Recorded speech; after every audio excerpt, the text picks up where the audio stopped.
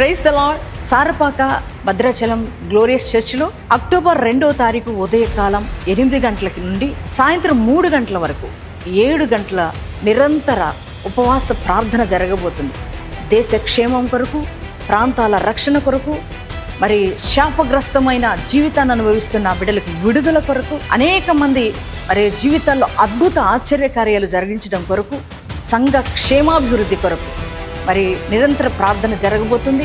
ఈ ప్రార్థనలో అనేక మంది ప్రార్థనా యోధులు పాల్గొని నిరంతర ప్రార్థన జరిగించబోతున్నారు. బలమైన శక్తివంతమైన దేవుని సన్నిధిని ప్రజలు అనుభవించబోతున్నారు. లెక్కింప సఖ్యము కాని మూలుగులతో మనలో ఉండి మన పక్షాన విజ్ఞాపన చేసి పరిశుద్ధాత్మ దేవుని సన్నిధిని అనుభవించి ప్రతి ఒక్కరూ కూడా ప్రార్థించబోతున్నారు. కనుక మీరు దేవుని బిడ్డలారా, ఈ ప్రార్థనలో మీరు పాల్గొని ఆశిస్తున్నట్లయితే మీరందరూ కూడా కలిసి రండి. ఈ ప్రార్థనలు మనమందరం కలిసి ప్రార్థిద్దాం, దైవ దీవెనలు పొందుకుందాం.